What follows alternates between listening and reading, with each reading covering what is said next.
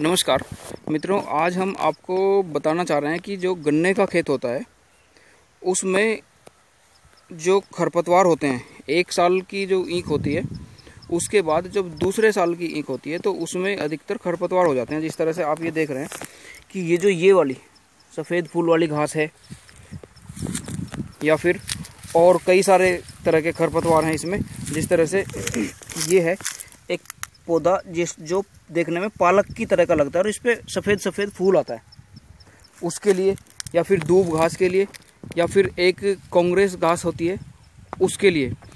इस खेत में से उनको ख़त्म करने के लिए इन खेतों पर एक दवाई का छिड़काव किया जाता है। देखिए, एक ये है नई तरह की घास, इसको भी ख़त्म करने के लिए हम इस पर एक दवाई का स्प्रे करते हैं।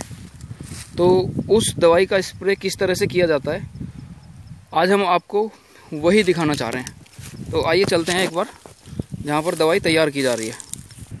तो देखिए, ये है दवाई जो हम लगाएंगे, इसको 2,4-D करके बोलते हैं, जो इसका साल्ट है उसका नाम है, और वैसे दवाई का नाम है फ्लेक्स डी। ये दवाई है 400 ml और इसको लगभग हम 5 डब्बे पानी में मिला लेंगे। और ये टंकी है, स्प्रे करने की मशीन है जिसके द्वारा ये दवाई लगाई जाएगी। तो एक स्प्रे में वो जो 5 डब्बे बनाएंगे हम, तो 1 डब्बा दवाई हम इसमें लगा लेंगे और एक इस टंकी में हम 2 मुट्ठी यूरिया डालेंगे। तो वो हमारी दवाई बनके तैयार हो जाएगी जो इस घास को ख़त्म कर देगी। ये दवाई इसमें से हमने डब्बे में रता दी और इसके बाद इसको हम बड़े डब्बे में डाल देंगे और फिर इसी तरह के 5 डब्बे इस तरह डालने हैं। तो ये हुआ 1, 2,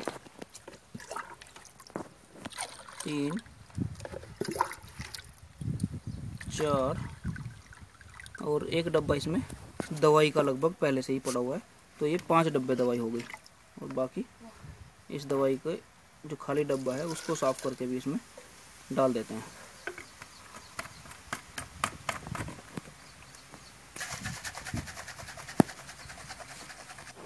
तो इस तरह से हम इसमें ये 1 मुट्ठी पहले ही डाला हुआ और 1 मुट्ठी ये हमने यूरिया डाल दिया। अब इस टंकी को पानी से भर लेंगे और जो दवाई तैयार की है उसमें 1 डब्बा दवाई डाल देंगे। अब इस टंकी को हम भर देंगे और ये जो ये हमने इसमें यूरिया डाला हुआ था वो इसके साथ अपने आप ही टंकी में चला जाएगा। तो इसमें जितना भी पानी आएगा फुल भर देंगे टंकी को। उसके बाद इस टंकी को लगाने की प्रक्रिया हम शुरू करेंगे। जिस तरह नालियों पे घास हो जाती है, पहले टाइम में क्या होता था कि नालियों पे घास हो जाती थी तो खुरपे से उसको घास को काटा जाता था। पर आजकल एक नया ट्रेंड आ गया है जब से ये 2,4-D नाम की ये दवाई आई है कि नालियों की घास को साफ़ करने के लिए भी इसी तरह की स्प्रे का उपयोग किया जाता है।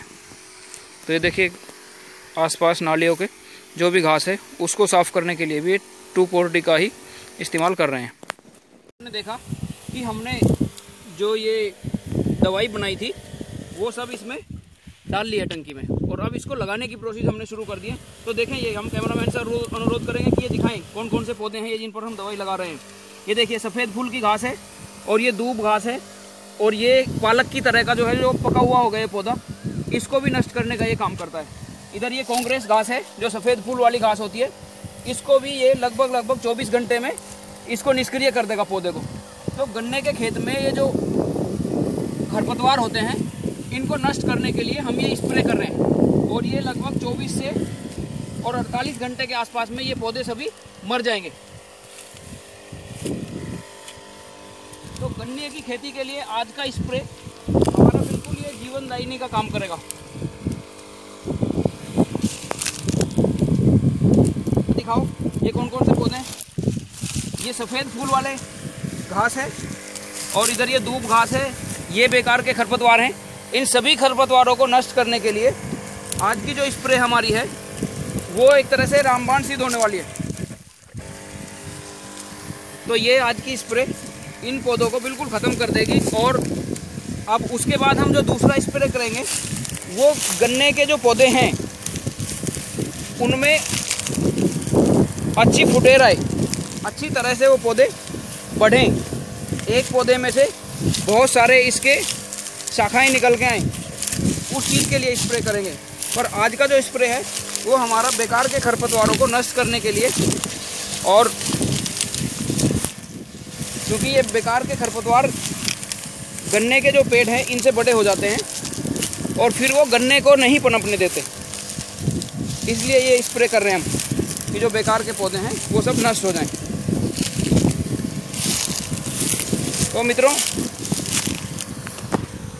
एक बार देखें ये सारे जितने हैं ये पौधे किस तरह से हम इनका स्प्रे इन पर चला रहे हैं।